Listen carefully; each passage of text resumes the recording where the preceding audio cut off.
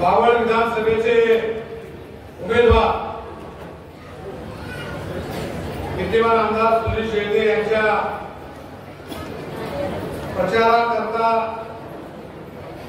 त्यांना विजयी करण्याकरता प्रचंड संख्येने जमलेल्या भीम अनुयायांचं मी प्रथम मनापासून स्वागत करतो. सप्रेम जय भीम करतो. आजच्या मेळाव्याचं एक प्रक्षेपण संपूर्ण बावळ तालुक्यामध्ये किंबहुना जिल्ह्यात महाराष्ट्रात चालू आहे.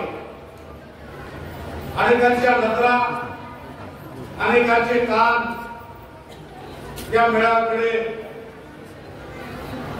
लागलेले आहेत.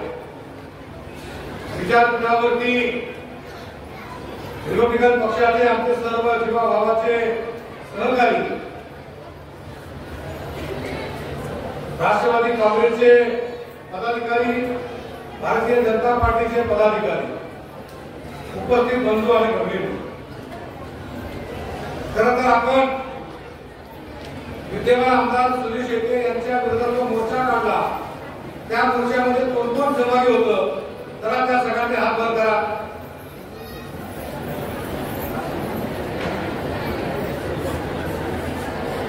उद्या महाराष्ट्र आणि बावळ तालुक्याने तो मोर्चा पाहिला. आणि मग काही लोकांना असं वाटलं ज्यांनी मोर्चा काढला ते सुनील शेळकेंच्या जवळ जाणार नाही असं समजून ते गाफील राहिले आणि त्यांनी आम्हाला विचारण्याचं टाळलं. इतक्या प्रचंड प्रमाणामध्ये असताना राग या समाजाचा, असताना रोष, खरं तर मी सोडलो तर कुणीच सुनील रामनाथ शेळकेंचं समर्थन मीटिंग मध्ये केलेलं नव्हतं. मला समर्थन का करावं लागलं? पक्षाचे राष्ट्रीय अध्यक्ष आणि आपल्या सर्वांचे लाडके नेते रामदासजी आठवलेंनी घेतलेला निर्णय इतकी प्रचंड प्रमाणात नाराजी असताना आमच्या कार्यकर्त्यांना वाटलं असं की मोर्चा काढणारी माणसं आजच्या विजयी सभेला येतात की नाही. आमचे विठ्ठलराव शिंदे म्हणले की पुरुषांची संख्या कमी आहे, संख्या आमची हळूहळू वाढते. 15 वर्षांनी काही वेळापूर्वी आम्ही सोबत काम केलंय. मित्रांनो, 15 वर्षामध्ये आपण पहिल्यांदा बापू बेगडे आणि बाळा बेगडेंची लढत केली आणि बापू बेगडेंचं आपण समर्थन केलं, बाळा बेगडेंचं समर्थन केलं आणि बापू बेगडेंच्या विरोधामध्ये लढलो. पुढच्या पंचवार्षिकमध्ये माऊली दाभाडे आणि बाळा बेगडे अशी लढत केली. आपण माऊली दाभाडेंना विरोध केला आणि बाळा बेगडेंचं समर्थन केलं, त्यांना विजय. तिसरी निवडणूक आपण लढलो, बाळा बेगडे आणि सुनील शेळके. आपण बाळा बेगडेंना समर्थन केलं आणि सुनील शेळकेंना विरोध केला. म्हणजे 15 वर्ष आम्ही बाळा बेगडेंचं समर्थन करत आलो. परंतु या निवडणुकीमध्ये अपक्ष उमेदवार उभा करताना आम्हाला एका शब्दाने विचारलं नाही की आपण कोणाला पाठिंबा द्यायचा आहे, आपण कोणाच्या बाजूने जायचंय.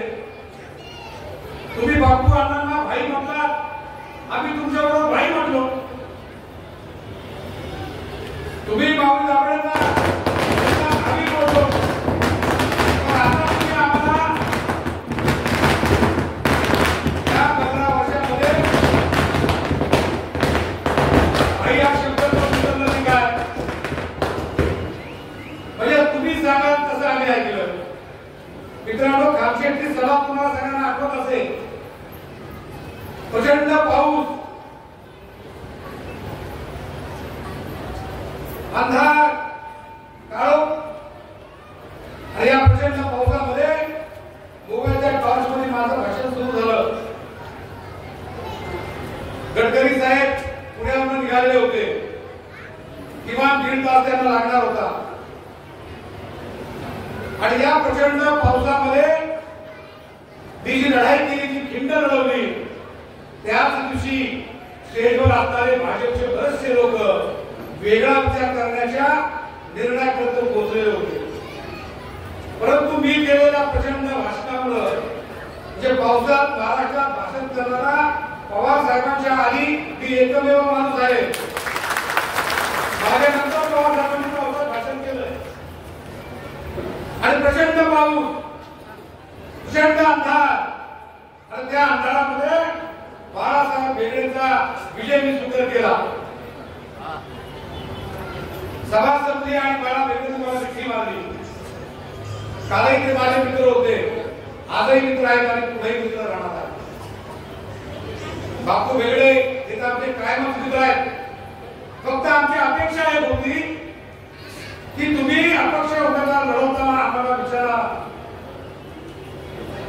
आमच्याशी चर्चा करा. सुनील शेट्टी यांचं आमचं फाटलेलंच होतं, पण तरी देखील तुम्हाला त्या संधीचा फायदा घेता आला नाही. तुम्ही आम्हाला गृहीत धरलं की हे काय तिकडं जात नाही आणि आपल्याशिवाय त्यांना पर्याय नाही. मित्रांनो, असं एकही गाव नाही तिथं योग्य पक्षाचं नाव नाही. असं एकही गाव नाही तिथं भीमसैनिकाची हवा नाही. आपण कुठे म्हटलं की दहशत करतील, घाबरून जाऊ नका. भीमसैनिकांच्या नादी लागलं ऐऱ्या गायऱ्या नवीन खायचं काम नाही.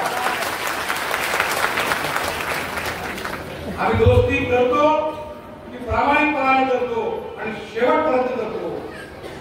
मित्रांनो, सुनील अण्णा शेट्टीने अजून आपला काही विकास केलेला नाही, अजून आपल्याला कुठलाही निधी दिलेला नाही. पण तरी देखील आपण त्यांच्या पाठीशी का? माझं भाषण कालच्या मागच्या पंचवार्षिकमध्ये ऐकलं होतं सगळ्यांनी, दया पुस्तकी गडबड आहे. माझा आमच्या भाजपच्या मित्रांनी काय टाकलं? दया में गडबड है, बाकी सेनापती हमारे साथ है. जरा इकडे या. सेनापती कुठे, सैन्य कुठे? इमाने इनवाने उपाशी पोटी बिमाऱ्यासाठी आम्ही काम करतो. कोणामध्ये हिंमत असेल तर संविधान बदलण्याचा ठराव आणून दाखवा. जो पक्ष असेल, जी व्यक्ती असेल, त्याला ही भीमसैनिक जनता बेचिराग केल्याशिवाय राहणार नाही. आम्ही संख्येने कमी असो, ताकदीने कमी असो, पैशाने कमी असो, पण आम्ही मनाने आणि स्वाभिमानाने श्रीमंत आहोत. त्यामुळे दया में कुछ गडबड नाही है. आम्ही इतकी काळजी होती, तो माझ्या घरी घेऊन प्रिंटिंग घेऊन का नाही आला? यायचं होतं ना. माझे 15 वर्षाचे मित्र आहेत, त्यांनी आज सांगा मी तुमच्या विरोधात आहे, मला किती नोटा द्या, एकदा आमच्या जनतेसमोर येऊन सांगा की तुम्ही. आम्ही सक्षम आहोत. मी आमदार नाही, खासदार नाही, तरी देखील 21 कोटी रुपयाचा निधी आणला. आम्ही आमदार झालो, खासदार झालो, याची पडता होईल, थोडी होईल. किती निधी आणला? एकच आमचा मंत्री आहे, एकच आमचा खासदार आहे. अख्खा देश त्याच्या मागे फिरतो. एक उमेदवार असा नाही, एका उमेदवाराची रॅली अशी नाही, एका उमेदवाराची प्रचार सभा अशी नाही की तिथं माझा खेळा देणार नाही. खेळा देण्याशिवाय तुमचं स्वप्न कधी पूर्ण होणार नाही. आणि म्हणून या झेंड्याला माया लावताना प्रामाणिकपणाने लावा, स्वार्थपणाने लावू नका. सुनील अण्णा शेट्टींनी आमची दुश्मनी पाहिली, उभ्या महाराष्ट्रात पाहिली. आज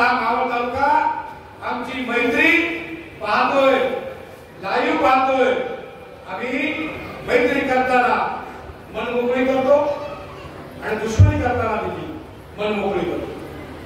काय आमचा वाद होता? बाबासाहेब आंबेडकरांचं स्मारक एका बाजूला, जिल्हा उपरुग्णालय एका बाजूला. तुम्ही अण्णा शेळकेंना काही लोकांना सांगितलं की भिंत तिकडं सरकली. ज्ञानेश्वरांनी भिंत चालवली, तशीच आम्ही ती भिंत सांभाळली. ती भिंत आम्ही हलवून दिली नाही. माझ्या मुलाखती ऐका. छातीवरती गोळ्या घेऊ तर स्मारकाची एक इंच सुद्धा जागा घेऊ देणार नाही. आणि आज एक इंच सुद्धा जागा मी तुम्हाला घेऊ दिली नाही. हा तुमच्या आमच्या सर्वांचा प्रचंड विजय आहे.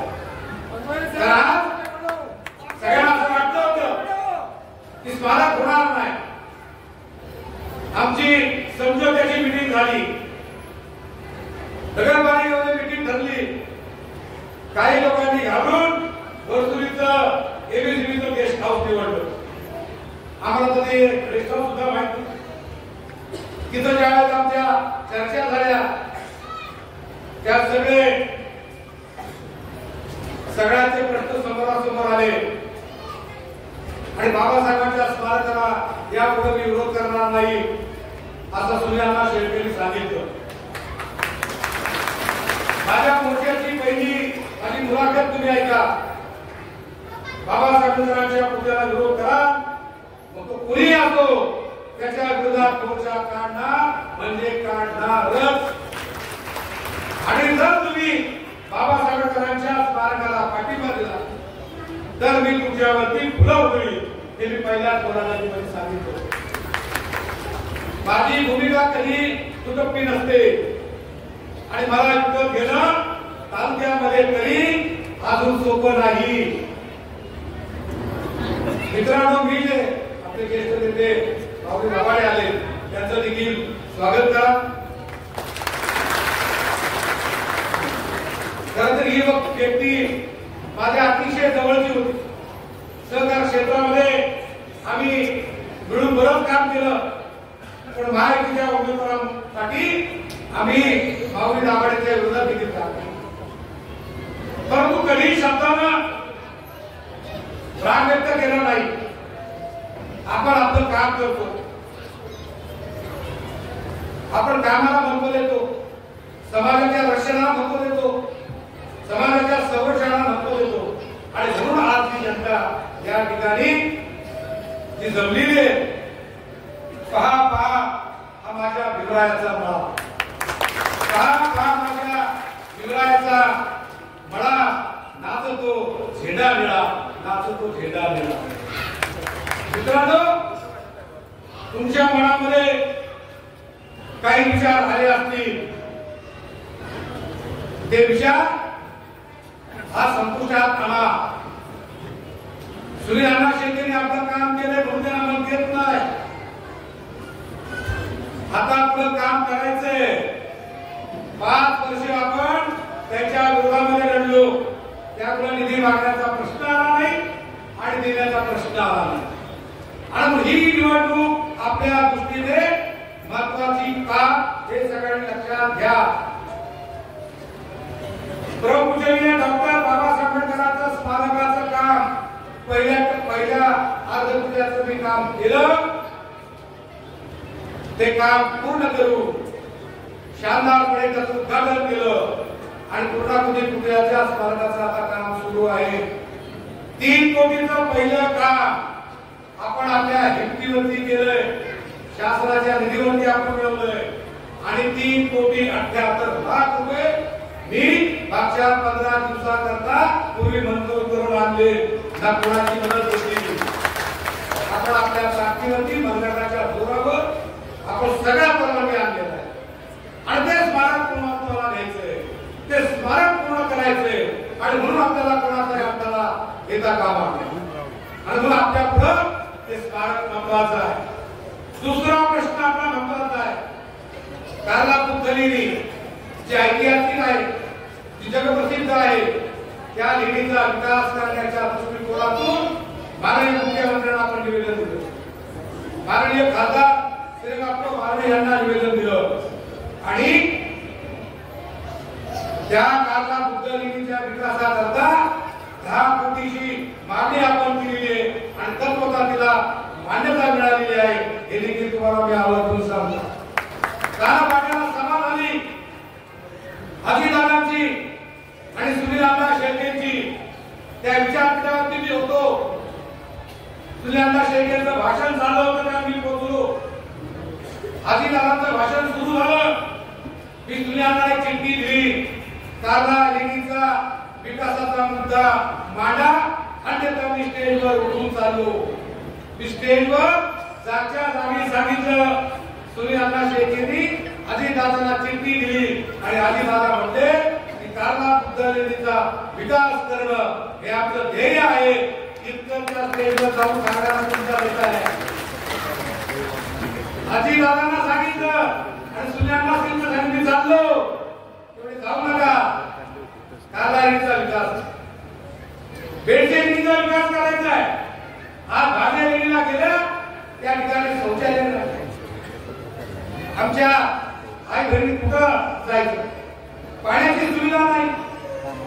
तुम्ही एकीकडे 10 कोटी देताय तीर्थक्षेत्राचा विकास करताय आणि बौद्धांची तीर्थक्षेत्र दुर्लक्षित करता.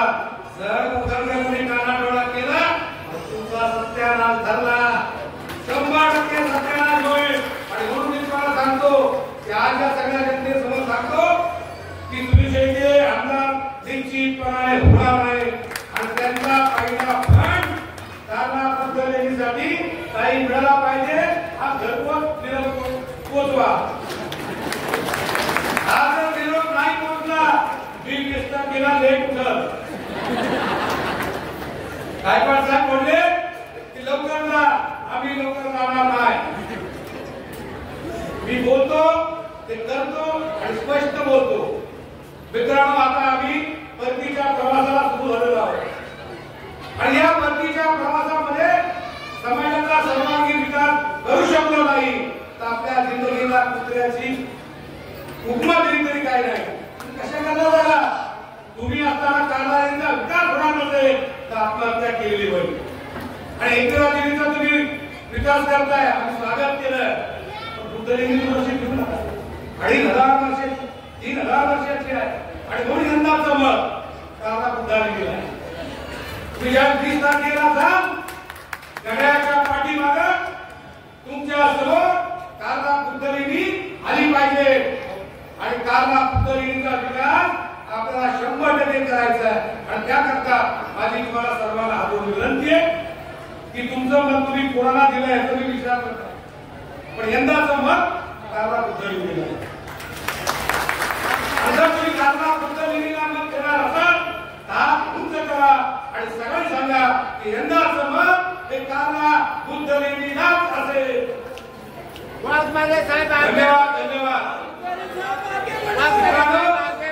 एक विजन पाहिजे. कोण किती पैसे देत म्हणून मला त्याला मत नाही. कोण मला विकत घेते त्याला माझा मत नाही. मी तर मॉलमध्ये आहे. ज्याच्यात दम असेल तो माझी कोणी लावल. मी इतकं काम केलंय त्याच्यामुळं ज्या काही टीका टिप्पणी होती त्याला खंबीरपणाने उत्तर द्या. आज भाजलेली दुर्लक्षित तुम्ही जगणारे महाराजांचा तीर्थक्षेत्र म्हणून दर्जा देता. आनंद आहे. शासनाचं स्वागत आहे. आणि मग एवढं तर बुद्धिविहार काय झालं ते का तीर्थक्षेत्र नाही का जगातली पहिली उत्तम बाबासाहेब आंबेडकरांनी 25 डिसेंबर 1954 ला बाबासाहेबांच्या सभागृहात दाभाडेची त्या ठिकाणी बसवली आणि मग आपल्याला त्या बुद्धविहाराचा विकास करायचा नाही. ते तीर्थक्षेत्र नाही. आज हजारो जनता त्या ठिकाणी आणि म्हणून आपल्याला दुसरी मागणी आपली आहे की देवस्थ बुद्धविहार झालं पाहिजे. तीर्थक्षेत्राचा दर्जा मिळाला आणि जर तुम्हाला मान्य असेल तर काय त्या कल्पना करा. मला किती मिळणार आहे यापेक्षा माझ्या समाजाचं काय भलं होणार आहे ही दृष्टी ठेवा. जे पहिल्यांदाच मतदान करतात त्यांना माझी नम्र विनंती आहे. तुम्ही पहिल्यांदाच मतदान करत असाल तर कारला बुद्धलिंगीला जे मध्य टप्प्यावर आहे जाता जाता का होईना तुमच्या हयातीमध्ये कारला बुद्धलिंगीचा विकास झाला पाहिजे 50 फुटाची बुद्ध मूर्ती कारला लेणीवरती बसली पाहिजे आणि तिला आपण वैभवात तिला पाहिली पाहिजे आणि म्हणून जाता जाता तुम्ही या कारला बुद्धलिंगीला मतदान करू जे शेवटच्या टप्प्यावर आहे त्यांना माझी विनंती आहे की उभ्या विचारणे करता आले नाही आपल्याला आणि तुमच्या शेवटच्या प्रवासामध्ये जर तुम्हाला कारला लेणीची बुद्ध मूर्ती जाता जाता दिसली तर तुमच्या जीवनाचं सार्थक होईल आणि म्हणून शेवटच्या टप्प्यातील वडीलधारी मंडळींनी कारला लेणीच्या या बुद्ध लेणीच्या विकासाला मतदान करा. आणि मित्रांनो सारिकाताई इथं आहे, संतोष दाभाडे आहे, गणेश अप्पा ढोरे आहे, विठ्ठल शिंदे आहे. मला परत यासाठी मोर्चा काढायला लावू नका. तुम्ही मला बोलवा भूमिपूजनाला, मला बोलवा उद्घाटनाला. की कारला लेणीच्या विकासाचा शुभारंभ आहे. ही जनता आज आणि त्याच्यापेक्षा 10 पट त्यांनी झाली. माझ्या लेणीचा विकास करा, देरोडच्या पुतळ्याचा विकास करा. हा देरोड कॅन्टोन्मेंट रोड मध्ये बाबासाहेबांचा पुतळा आहे. दुलेशीने माझ्या नियोजन समिती मार्फत ती 10 लाख दिले, परंतु बाबासाहेबांच्या पुतळ्याचं सुशोभीकरण झालं पाहिजे आणि म्हणून देरोडच्या जनतेला कार्यकर्त्यांना माझे हात जोडून विनंती आहे, थोडासा मान सन्मान कमी झाला तरी चालेल, पण बाबासाहेबांच्या पुतळ्याचं सुशोभीकरण झालं पाहिजे हा निर्धार करा. आणि देवरोड वासियांनो यंदा सोबत बाबासाहेबांच्या पुतळ्याच्या सुशोभीकरणाला द्या. तळेगावला बाबासाहेबांचं वास्तव्य होतं. 1,25,00,000 रुपये माहितीच्या माध्यमातून आदरणीय ठाकरे साहेबांच्या मार्गदर्शनाखाली राजकुमार बडोलेंनी त्या ठिकाणी दिले. परंतु ज्या पद्धतीनं या स्मारकाचा विकास होणं अत्यंत महत्वाचं होतं तो झालेला नाही. आणि म्हणून आमदार तळेगावचे आमदार साहेबांनी विजयी झाल्यानंतर बाबासाहेबांचं जिथं वास्तव्य होतं त्या ठिकाणी बाबासाहेबांच्या चरणी नतमस्तक व्हावं आणि त्या ठिकाणी शपथ घ्यावी की मी 5 वर्षात बाबासाहेबांच्या स्मारकाचा सुशोभीकरणाचं काम केल्याशिवाय राहणार नाही अशी शपथ घ्या. आणि तळेगावच्या जनतेनं यंदा समोर बाबासाहेबांच्या स्मारकाला काय आमच्या मागण्या आहेत? प्रचाराला गाडी द्या अशी मागणी करा, जेवायला द्या मागणी करा अशी. आम्हाला आमचा स्वाभिमान दिसतो. आजच्या पिढीने जर केला नाही तर उद्या असा एकही नेता नाही की भल्या भल्या सोबत समाजाची बाजू मांडताना इतक्या हिमतीने मांडतो. आहे का कोण सांगा मला. असेल तर त्याला इथं आणा, या त्याच्यासमोर बोलण्याची ताकद दाखवा. आणि म्हणून मी तुमच्या हिमतीवर मला कोणी विकत घेणार नाही, समाजासाठी विकणार नाही, समाजासाठी टिकणार आहे. आणि म्हणून आम्ही आज तुमची हात जोडणी केली की विकासाच्या मुद्द्यावर 4.5 कोटी 31 लाख आणि जे काय आणलंय ताई आम्हाला काहीच नाही मिळालं. अप्पा काहीच नाही मिळालं. तुम्ही पुस्तकात तुझे वाचा, काही मिळालं नाही. तरी देखील ज्यांना मिळालं ज्यांना दिलं ते कावळे सगळे उडाले. ज्यांना तुम्ही जीव लावला ते सगळे उडाले. ज्यांनी तुम्हाला विरोध केला तेच आज प्रेम देण्याकरता मैत्री भावना व्यक्त करण्याकरता आज या ठिकाणी. आणि म्हणून आम्ही तुमच्या अडचणीच्या काळात ठामपणे आमचा समाज तुमच्या पाठीशी आहे. आणि म्हणून तुम्ही देखील आमच्या पाठीशी गंभीरपणानं आर्थिकदृष्ट्या उभा राहू. मनगटात आम्ही बघतोय, आम्हाला मनगटाची काय गरज नाही कोणाच्या साथीची. आर्थिकदृष्ट्या तुम्ही आमच्या पाठीशी गंभीरपणाने उभे राहिले पाहिजे. आमच्या रस्त्याचा सर्वांगीण विकास झाला पाहिजे. आज आमच्या महिला तुमचा औषध करतात, तुम्हाला दीर्घायुष्य लाभो म्हणून शुभेच्छा देतात. तीच वस्ती सुजलाम सुफलाम झाली पाहिजे. पुढच्या 5 वर्षांनी तुम्ही ज्या वस्तीत जा त्यावेळेस देखील आज जर 100 महिला असतील तर पुढच्या वेळेस त्या 500 कशा होतील अशा दृष्टिकोनातून तुम्ही काम केलं. मित्रांनो, मागच्या वेळेस संविधानाचा विचार मांडला. आपल्या त्या काही लोकांनी देखील संविधान खतरे में हे सांगितल्यावरती आपण देखील जागृत होतो. परंतु संविधान संपवलं हे आयऱ्या गैऱ्या नंतून खायचं काम नाही. कोणा हिंमत नाही. जोपर्यंत चंद्र सूर्य असेल तोपर्यंत भारताचं संविधान अबाधित राहील. आणि म्हणून तुम्ही काही म्हणता बाबासाहेब आंबेडकरांचा पुतळा पाहिला तर होता जबरदस्त की नको व्हायचं झालेलं आहे.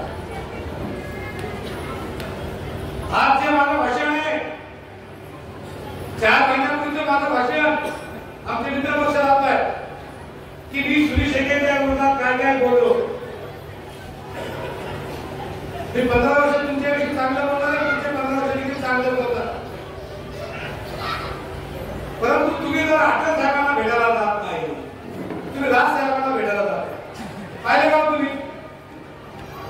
आठवले साहेब जातात बांद्र्याला, राज साहेब जातात दादर. का नाही आठवले साहेबांकडे गेलो? माझं काय म्हणणं होतं? तुम्ही बारामतीला पवार साहेबांकडे गेला, त्यांचा आशीर्वाद घेतला. तुम्ही म्हणता देवेंद्र फडणवीस साहेबांचा आशीर्वाद घेतला. तुम्ही अजितदादांचा आशीर्वाद घेतला.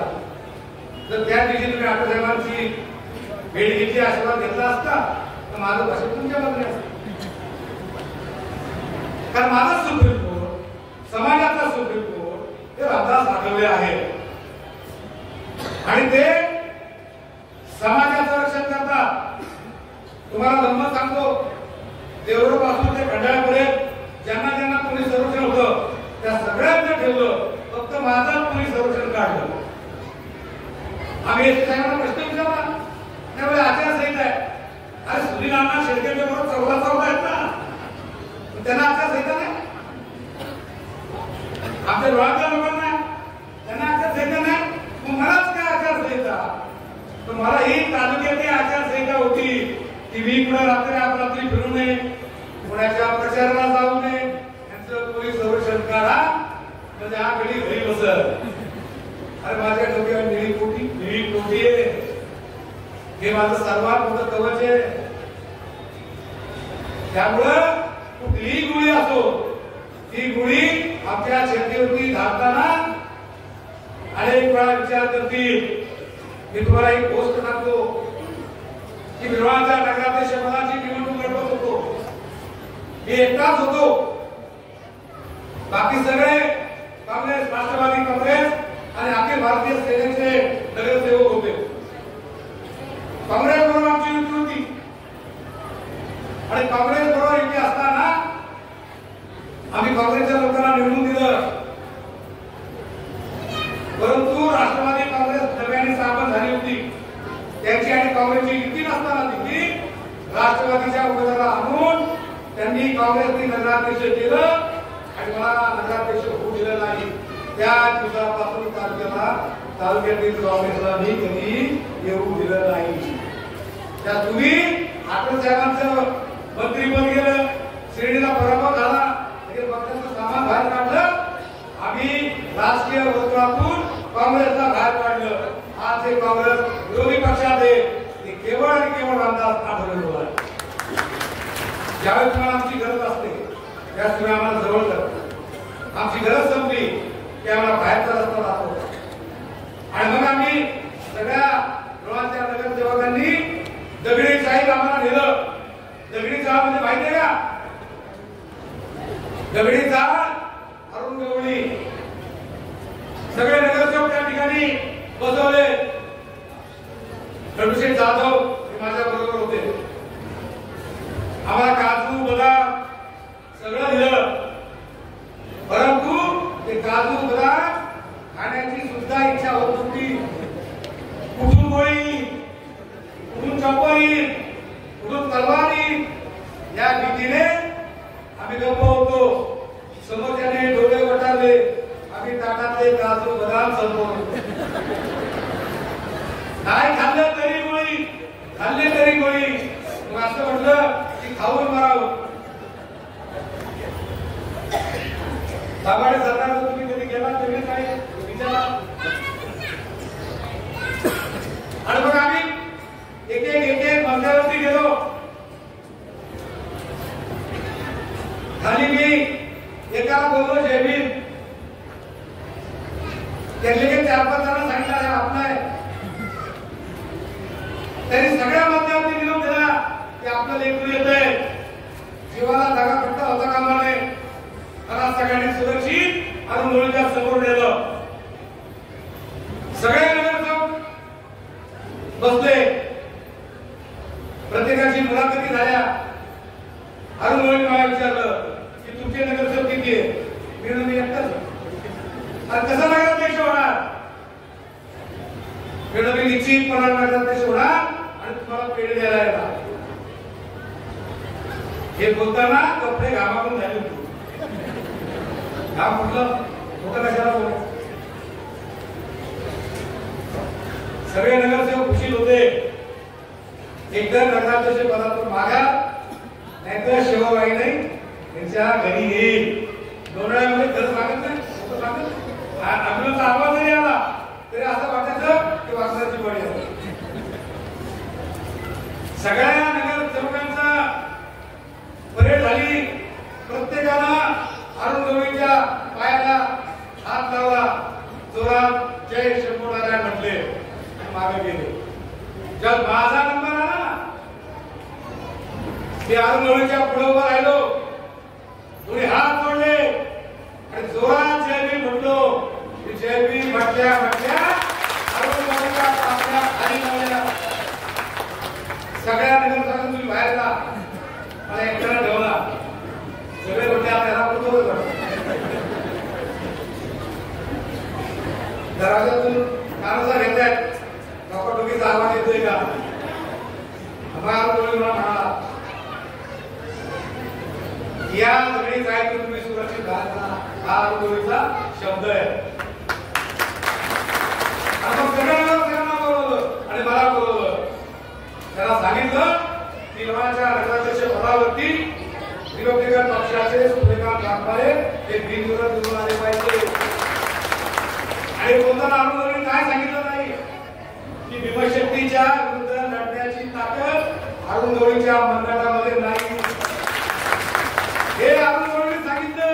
आज सगळे नगरसेवक जिवंत त्याचा विचारा.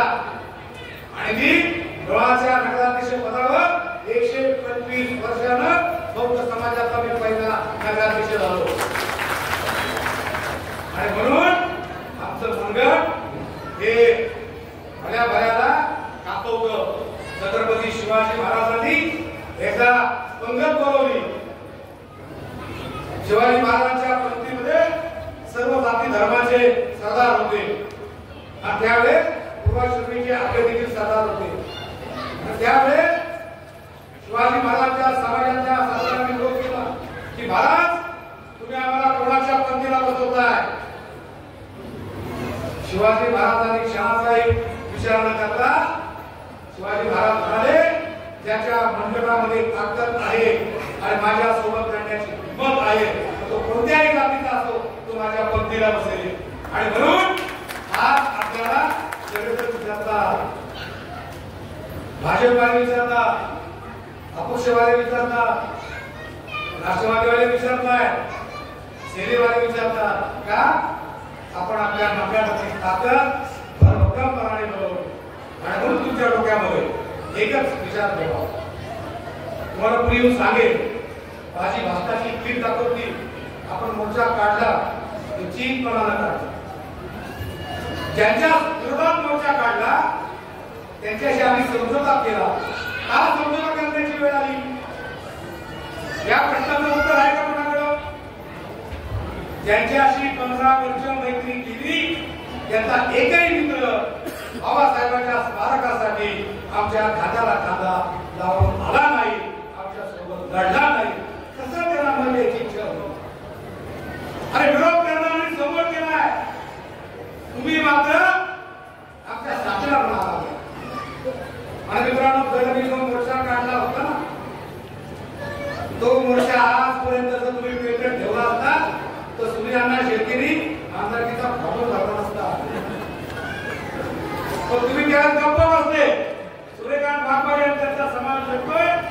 तुम्ही गंमत पाहिली, आता आम्ही तुमची गंमत पाहिली.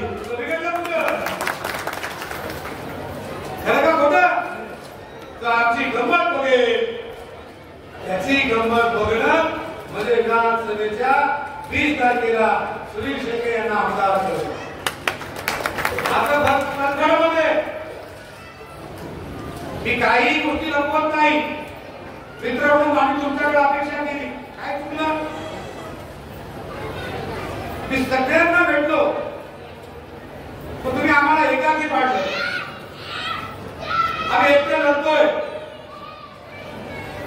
आम्ही शेळकेच्या विरोधात बोलतोय. त्यावेळी तुम्ही आज जे बोलतात शेळकेच्या विरोधात, हे जर वर्ष 6 महिन्याच्या आधी जर बोलले असते तर निश्चितपणानं तालुक्यातल्या लोकांना वाटलं असतं की तुमचा हेतू प्रामाणिक आहे. हा तुमचा हेतू काय सांगतो की विधानसभेची निवडणूक आहे, विद्यमान आमदारांनी विकास केला किंवा केला नाही हे तुम्ही सांगताय. पण जर तुम्ही गावागावा वाड्या वस्त्या जर जाऊन सांगितलं असतं की बाबासाहेब आंबेडकरांच्या स्मारकासाठी आम्ही मोर्चा काढला, तर आम्हाला सुनील शेळकेच्या गावातून कशाला लागलं? आणि म्हणून तुम्ही केलेली चूक, ह्या चुकीचा पश्चाताप निश्चितपणे तुम्हाला झाला पाहिजे. आणि म्हणून विचार केल्यावर सगळ्यांना नंतर बाबासाहेब फर्स्ट आणि लास्ट. आणि म्हणून बाबासाहेबांना प्रश्न ज्यावेळी उभा राहील त्यावेळी जे आमच्या मैत्रीला हात करतात ते आमच्या खांद्याला खांदा लावून आले पाहिजे. हे आमची राष्ट्र मागणी आहे, आमची मागणी तुम्ही मान्य केली पाहिजे. बरे आमचा विकास नाही झाला, हरकत तो जिथं बाबासाहेबांना पसंत केली त्या प्रश्नाकरता तुम्ही आमच्या बाजूने लढलं. आणि आज या मावळ तालुक्यामध्ये निर्णायक मुद्दे आपली मेळावा कसा घ्यावा हे देखील गुरुदत्त मंगल कार्यालय तालुक्याला सांगतोय. मेळावा घ्यायचा तर सारखा घ्यायचा, अप्पा बरोबर ना? मेळावा घ्यायचा तो सारखा घ्यायचा. आणि म्हणून काही लोक म्हटले तिकडे म्हणून आपल्याकडे येणार, यांना काय विचारलं नाही तरी चालते. सगळे आमदार तुमचे खोके ठरले. आणि म्हणून तुम्हाला समाजाच्या हिताला समजा आपण 2 वर्ष एक तिकडे एक इकडं तोच तमाशा आपण जर दाखवला असता, समाजाचा विकास तरी करा. आणि समाजाचा विकास हे मुख्य उद्दिष्ट आहे. आणि म्हणून आम्हाला आज आदरणीय अमित साहेबांच्या नेतृत्वाखाली आम्ही काम करतो. आज केंद्रामध्ये 15 वर्ष सलग 10 वर्ष साहेब मंत्री आहेत.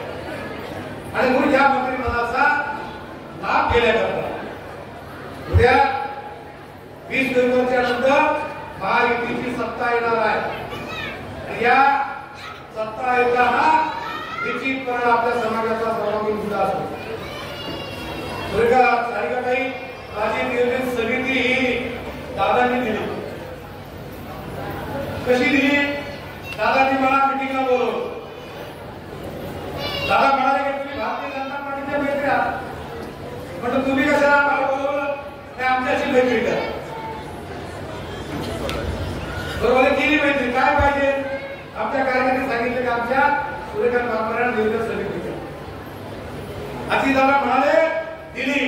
48 तासात मला नियोजन समितीचं पत्र घरी आलं. 15 वर्ष मी तुमच्या सोबत राहिलो. नियोजन बी नाही, समिती बी नाही, फक्त तुम्ही भाषण करा, असा तसा एवढंच बोला, जे काय मिळेल ते आम्ही घेऊ. आणि म्हणून अजितदादांच्या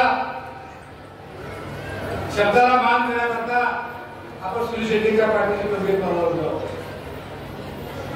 परत राष्ट्रवादी सगळ्यांनी अजितदादांना निरोप द्या, काय तुमचं काम करतोय. त्याच्या निवडून आल्यावर पहिली निवडणूक समिती आपली जाईल. आज काय करू नका. समिती मिळाली. मित्रांनो, बाबासाहेब आंबेडकरांचे जिल्हा स्मारक आहे. मी जिल्ह्याला 10 लाख रुपये दिले, भोरला 10 लाख रुपये दिले. वेल्याला छत्रपती शिवाजी महाराज आणि बाबासाहेबांच्या पुतळ्याला संयुक्तपणे 10 लाख रुपये दिले. त्या ठिकाणी एकत्रित पुतळा आहे. एरो कॅन्टोन्मेंट बोर्डाला 10 लाख दिले. खेडला 10 लाख रुपये दिले. बाबासाहेबांच्या स्मारकाला 15 लाख रुपये दिले. रमाई सांस्कृतिक भवनाला 15 लाख रुपये दिले. अण्णाभाऊ साठेंच्या पुतळ्याला 10 लाख रुपये दिले.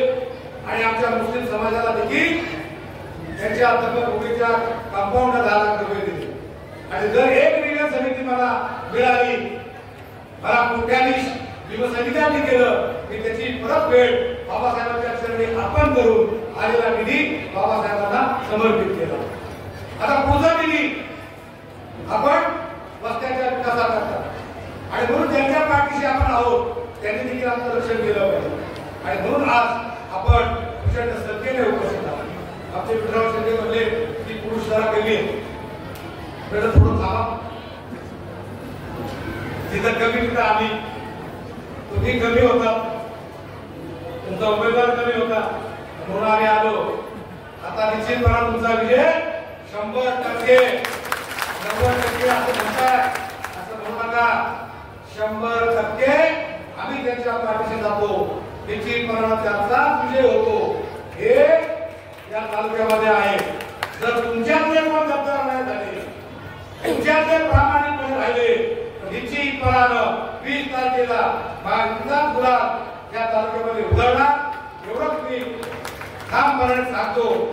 सर्व आमच्या आलेल्या कार्यकर्त्यांना मी सगळे जयभीम करतो. या ठिकाणी किशोर राहिले असतील, विकास असेल, सगळ्यांनी माझ्या पदाचा उल्लेख केला. मी प्रदेश सचिव झाले हे तुमच्याही लक्षात नाही. मग तुम्ही मला कधी पश्चिम महाराष्ट्राचे सचिव म्हणताय, कधी अध्यक्ष म्हणताय, त्या तुमची चूक नाहीये. कारण मी नियोजन समितीवरती आलो, तुम्हाला पार्टी दिली नाही. मी प्रदेश सचिव झालो, तुम्हाला पार्टी दिली नाही. मग माझं तर तुमचं कसं लक्षात आहे?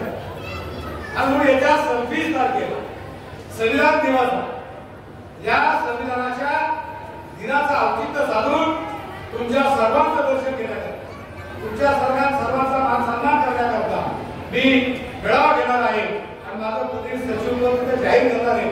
या 26 तारखेला तुम्ही सगळ्यांनी आवडीने उपस्थित राहा. जर तुम्ही आला नाही तर असं होतं की तुम्ही शेती करताच आला, असं करू नका. आणि म्हणून 26 तारखेला आपण संविधान दिन साजरा करणार आहे. कार्यकर्त्यांशी बोलू, स्थळ आणि वेळ मी ठरवणार आहे. पुन्हा एकदा आपल्या सर्वांचा आभार मानतो आणि गळ्यासमोर बटन दाबून आदरणीय साहेबांच्या आदेशाचं पालन करावं एवढंच नम्र आवाहन करतो आणि थांबतो. जय भीम, जय भारत, जय महाराष्ट्र.